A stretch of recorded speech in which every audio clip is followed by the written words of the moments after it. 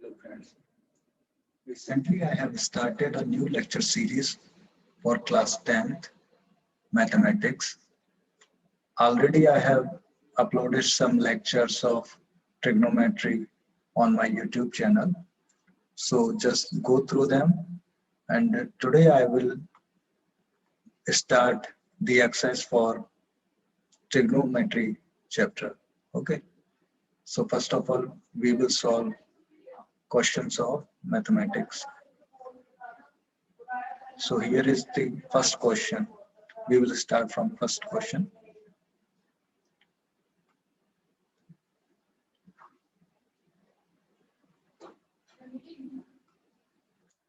चलिए हम लोग पहले क्वेश्चन की बात करते हैं. लिखा हुआ है cos A इक्वल टू 3/5. सबसे पहले कुछ नहीं करना है, हम लोगों को ट्रायंगल बनाना है. अपने मन से एक जो क्वेश्चन में एंगल दिया पहले तो वो लेना है, ए बी सी. ठीक है. अब हम लोग ये देख रहे हैं कि पूछा गया है एंगल ए के बारे में. तो ये ए है ना, मान लो कि यही एंगल ए है, इसके बारे में ही पूछा गया है. मैंने पिछले लेक्चर्स में ऑलरेडी बता चुका हूं मैं कि जिस भी हम एंगल की बात करेंगे उसके जस्ट सामने वाली साइड ही परपेंडिकुलर होती है. ठीक है. और हाइपोटेन्यूज क्या होता है, 90 डिग्री के सामने वाली साइड हमेशा हाइपोटेन्यूज होती है. तो बेसिकली हमारा कंफ्यूजन रहेगा कि परपेंडिकुलर कौन सा है, बेस कौन सा है. तो मैं ये बता चुका हूँ कि जिस एंगल के बारे में बात की जाए उसके सामने वाली साइड ही परपेंडिकुलर होती है. ये परपेंडिकुलर हो जाएगी इसके लिए, और इसके लिए परपेंडिकुलर क्या हो जाएगा, ये. ठीक है. ये परपेंडिकुलर हो गया ए के हिसाब से, तो ये हो गया बेस और ये हो गया हाइपोटेन्यूज. ठीक है. अब cos ए दिया है 3/5. cos क्या होता है, cos होता है बेस अपॉन हाइपोटेन्यूज. तो cos ए के हिसाब से देखा जाए तो बेस क्या होगा, ये तो परपेंडिकुलर, ये बेस है. एक मिनट, एक और फिगर बनाता हूँ मैं. cos ए के हिसाब से क्या हो जाएगा, ये बेस हो गया, ये हाइपोटेनियस है. पाइथागोरस ट्रिपलेट लगाएंगे हम लोग. क्या होगा, हाइपोटेनियस का square is equal to base का स्क्वायर प्लस परपेंडिकुलर का स्क्वायर. परपेंडिकुलर का स्क्वायर इज इक्वल टू 5 का स्क्वायर माइनस 3 का स्क्वायर. फॉर्मूला क्या है, A square minus B square का. तो क्या हो जाएगा, A plus B, 5 plus 3 8, A minus B 5 minus 3 है 2, तो 8 2 16. P square is equal to 16. P कितना हो जाएगा, स्क्वायर अगर हटाना है तो taking under root both side, हम लोग पी को क्या लेंगे, अंडर रूट से यहाँ तो स्क्वायर हट जाएगा, और यहाँ अंडर रूट जब लेंगे, अंडर रूट 16 का मतलब क्या हो जाएगा, 4. तो ये क्या साइड आ गई, 4. अब क्या पूछा है इसमें, साइन ए और टेन ए. तो साइन ए की वैल्यू क्या हो जाएगी, साइन ए हो जाएगा, साइन ए क्या होता है, परपेंडिकुलर अपॉन हाइपोटेन्यूज. ये ए है, यहाँ से परपेंडिकुलर क्या है 4, हाइपोटेन्यूज क्या है 5. ऐसे ही टेन ए क्या हो जाएगा, टेन ए हो जाएगा, कितना हो जाएगा, टेन ए होता है परपेंडिकुलर अपॉन बेस. परपेंडिकुलर कितना 4, बेस कितना 3. ठीक है. बी की बात करते हैं अब हम लोग. कह रहा है कि 15 cot a equal to 8. 15 cot a equal to 8. ठीक है. पूछा है साइन ए और सेक ए. ठीक है. चलिए अब हम लोग देखते हैं. तो क्या हो जाएगा, cot a यहाँ से क्या हो जाएगा 8/15. वही सेम प्रोसेस है, ट्राइंगल बनाओ. ट्राइंगल बनाया. अब की बार चलो ये लेते हैं, ये ए, ये बी, ये सी. ठीक है. cot a दिया है 8/15. cot a का मतलब क्या होता है, tan a का जस्ट अपोजिट होता है. tan क्या होता है, परपेंडिकुलर अपॉन बेस. तो cot क्या हो जाएगा, बेस अपॉन परपेंडिकुलर. यहाँ से बेस क्या हो जाएगा, इसके हिसाब से बेस क्या हो जाएगा, सामने वाली जिस एंगल के बारे में पूछा जाए उसके सामने वाली साइड परपेंडिकुलर. तो बेस हो जाएगा ये. तो 8 ये हो गया, और परपेंडिकुलर क्या हो जाएगा 15 ये. अब पहले तो हमें निकालनी है साइड, हाइपोटेन्यूज निकालना है. हाइपोटेन्यूज क्या होता है, परपेंडिकुलर का स्क्वायर प्लस बेस का स्क्वायर, तो क्या हो जाएगा 15 का स्क्वायर 225, 8 का स्क्वायर 64, तो ये हो गया 289। तो ये हो जाएगा h इक्वल टू 17, क्योंकि ये 289 17 का स्क्वायर होता है। ठीक है, ये साइड आ गई 17। अब पूछा क्या है, पूछा था हमसे साइन ए और सेक ए। यहाँ से साइन ए की वैल्यू क्या आ जाएगी, साइन ए होता क्या है परपेंडिकुलर अपॉन हाइपोटेनियस। परपेंडिकुलर कितना आ गया 15, हाइपोटेनियस क्या 17, सेक ए कितना आ जाएगा, सेक ए क्या होता है कॉस ए का जस्ट अपोजिट होता है। कॉस ए कितना होता है बेस अपॉन हाइपोटेनियस, तो ये क्या हो जाएगा हाइपोटेनियस अपॉन बेस। हाइपोटेनियस क्या है यहाँ पर 17, बेस क्या हो जाएगा 8। ठीक है, चलिए अब हम लोग नेक्स्ट क्वेश्चन की बात करते हैं। थर्ड क्वेश्चन है बी का, सेकंड वाला भी सेम ही है, आप लोग कर सकते हैं। थर्ड क्वेश्चन है sine theta equal to A upon under root of A square plus B square. अब दिया है जो थीटा एंगल है, ये जो कहा गया है ना, थीटा एंगल 0 से ज्यादा है और 90 से कम है। क्वाड्रेंट के हिसाब से देखा जाए ये 0 होता है, ये 90, 0 से ज्यादा है और 90 से कम है। मतलब क्या है, ये फर्स्ट क्वाड्रेंट की बात कर रहा है। ठीक है, और फर्स्ट क्वाड्रेंट में हम लोग ये जानते हैं कि सारी जो साइड्स होती हैं वो पॉजिटिव होती हैं। ठीक है, ट्रायंगल बनाते हैं, ट्रायंगल बनाएंगे हम लोग। थीटा ये एंगल ले लिया मान लीजिए हमने, ये 90 डिग्री। साइन थीटा क्या होता है परपेंडिकुलर अपॉन हाइपोटेनियस, तो ये परपेंडिकुलर, हाइपोटेनियस क्या है ये।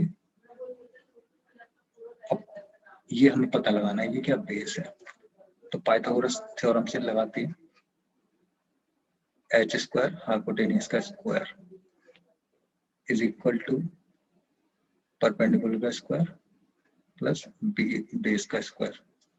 ये बेस है, बेस का स्क्वायर इज इक्वल टू क्या हो जाएगा हाइपोटेनियस का स्क्वायर माइनस परपेंडिकुलर का स्क्वायर। इसका स्क्वायर निकालेंगे तो अंडर रूट हट जाएगा, तो बचेगा क्या A square plus B square.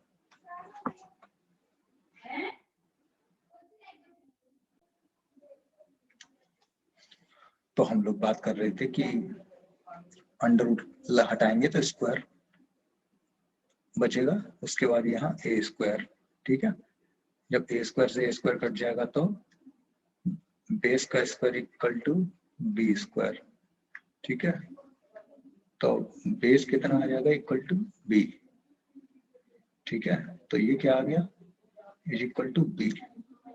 ठीक है, अब हमसे क्या पूछा है cos थीटा और tan थीटा की वैल्यू। cos थीटा क्या होता है, cos थीटा होता है बेस अपॉन हाइपोटेनियस।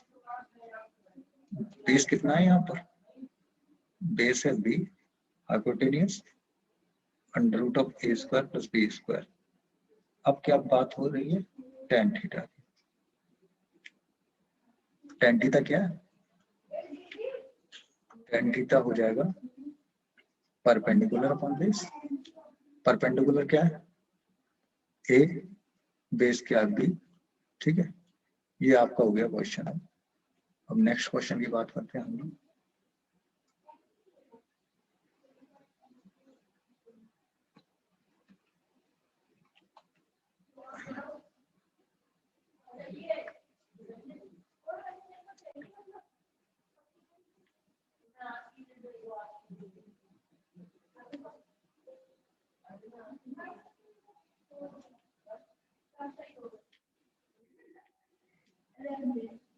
एक मिनट,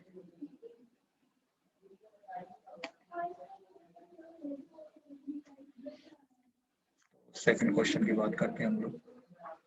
सेकंड क्वेश्चन दिया cos A is equal to 9/41। Triangle बनाएंगे हम लोग सीधा। ठीक है, जो भी कहा गया उसको ले लिया हमने। ए के बारे में बात की है, ए का एंगल ये रहा, एक्स मान लिया, चलो ठीक है। कॉस ए दिया है, होता क्या cos, base upon hypotenuse. Base क्या है इसके लिए, ए के हिसाब से ये परपेंडिकुलर हो जाएगा, ये बेस है 9, हाइपोटेनियस क्या हो जाएगा 41।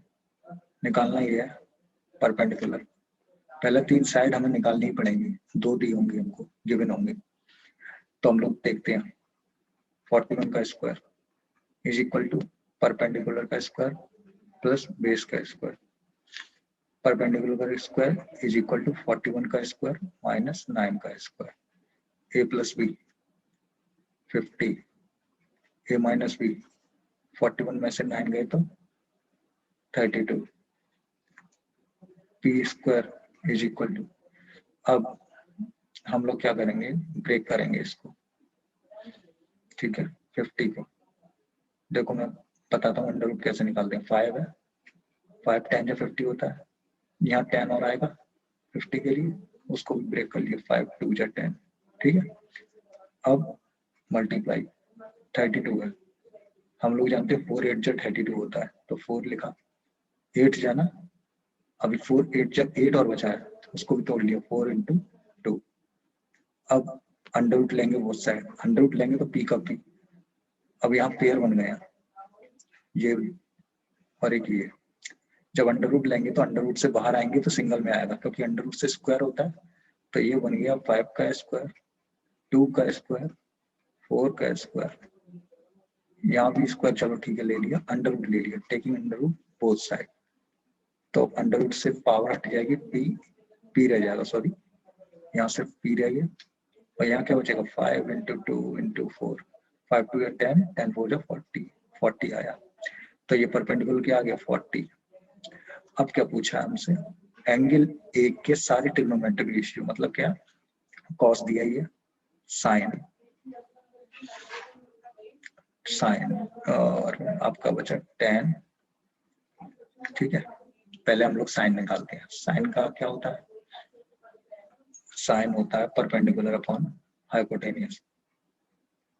परपेंडिकुलर कितना है यहाँ 40, हाइपोटेनियस क्या, सॉरी 40, हाइपोटेनियस क्या 41, tan थीटा क्या है परपेंडिकुलर अपॉन बेस, परपेंडिकुलर क्या हो गया यहाँ पर 40, बेस क्या हो गया 9, ठीक है।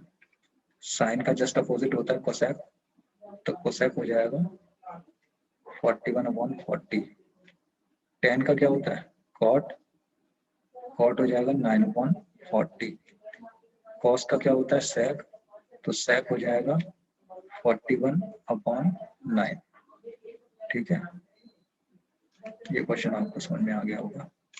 अगर किसी को भी कोई भी दिक्कत है, मुझसे किसी भी क्वेश्चन पूछना है, ये नंबर है मेरा 9639170897, व्हाट्सएप करके अपना कोई भी क्वेश्चन हो उसकी क्वेरी भेज दीजिए, मैं आपको, ये टेलीग्राम पर भी अवेलेबल है, ठीक है। कोई भी क्वेश्चन पूछना हो तो आप यहाँ पूछ सकते हैं। सेकंड का बी क्वेश्चन है, दिया sine theta is equal to 1/√2, ठीक है। इसके भी ट्रिग्नोमेट्रिक रेशियो बताने, ये आप कर ही लेंगे, एक ही तरह ही है। सेक थीटा, बी का फर्स्ट और सेकंड दोनों सेम है, एक ही तरीके से। थर्ड देखते हैं, थर्ड का ए, एक ट्राइंगल है ABC, सॉरी अभी तो उसने कह दिया इस क्वेश्चन में कि एक ट्राइंगल है, राइट एंगल है बी, ये राइट एंगल बनाना है, बी ये राइट एंगल है, ठीक है। हमेशा ऐसे ही करना है, जो भी राइट एंगल दिया हो उसी को बनाना है। अब दिया AB क्या है 24, BC क्या है 7, ये पता लगाना है हमको, ठीक है। और पूछा क्या पहला, साइन ए कॉस ए, और दूसरा पूछा है साइन सी कॉस सी, ठीक है। अब पहले हम लोग निकालते हैं हाइपोटेनियस, हाइपोटेनियस का स्क्वायर इक्वल टू परपेंडिकुलर का स्क्वायर प्लस बेस का स्क्वायर। वैसे तो मुझे पता है ये 7 24 और ये होता है 20 25, ये ट्रिपलेट है। 7 का स्क्वायर 49, 24 का स्क्वायर 576, तो कितना हो जाएगा 49 प्लस 576, 49 की जगह 50 प्लस करो, 576 प्लस 50 कितना हो जाएगा 576 प्लस 50 677 हो जाएगा, 1 माइनस कर दो 670 सॉरी 625 हो जाएगा ना। तो h square is equal to 625 taking under root both side, तो h इक्वल टू कितना हो जाएगा 25। अब पूछा क्या है यहाँ साइन ए और कॉस से पूछा है ना, साइन ए कितना हो जाएगा परपेंडिकुलर अपॉन हाइपोटेनियस, ए के हिसाब से परपेंडिकुलर क्या होगा 7, हाइपोटेनियस क्या होगा 25, कॉस ए क्या हो जाएगा बेस अपॉन हाइपोटेनियस, ए के हिसाब से देखो 24 बेस हाइपोटेनियस 25, साइन सी, अब सी के हिसाब से देखा जाए परपेंडिकुलर अपॉन हाइपोटेनियस, सी के हिसाब से परपेंडिकुलर क्या हो जाएगा 24, हाइपोटेनियस क्या हो जाएगा 25। दूसरा क्या है कॉस सी क्या हो जाएगा बेस अपॉन हाइपोटेनियस, बेस क्या हो जाएगा कॉस सी के हिसाब से बेस होगा 7, हाइपोटेनियस 25।